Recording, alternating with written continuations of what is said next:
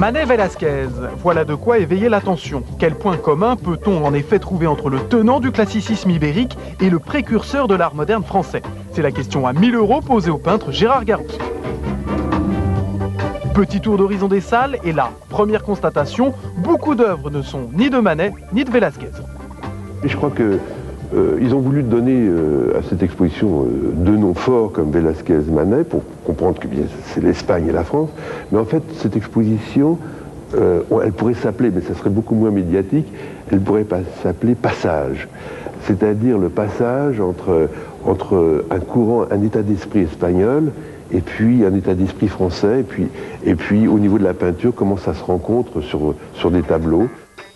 En réalité, ici, c'est le sous-titre qui compte, la manière espagnole au XIXe siècle. Un style jusque-là inconnu en France, très différent du goût classique, alors en vigueur.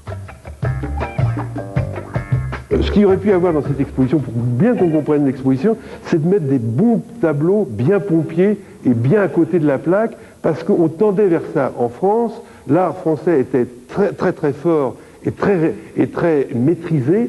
Mais ce qu'il y a, c'est que des artistes comme Courbet, comme Manet, réagissent en disant « mais on va vers où là? On va vers une peinture stérile d'hyperréalisme parfait et on s'ennuie déjà ».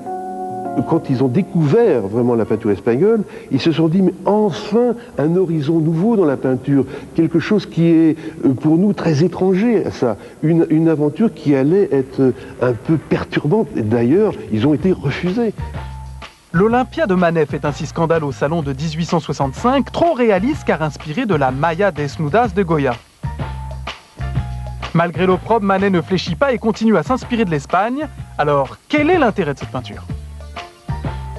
La force d'un Velázquez ou d'un Goya, c'est d'avoir avec 3 touches de peinture, comme par magie, créé un pied, créé une main, mais au moment de dessiner la main, comme on le disait tout à l'heure, il se retire parce qu'il demande au spectateur d'inventer le reste. Si vous prenez ça, vous l'agrandissez, en grand, personne ne saura que c'est un pied. C'est complètement...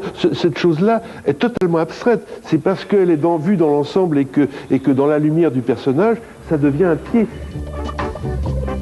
Ne faire que suggérer, c'est la leçon espagnole. On comprend mieux alors la touche impressionniste, la beauté du voile de Lola de Valence, la simplification des œuvres d'Henri Matisse.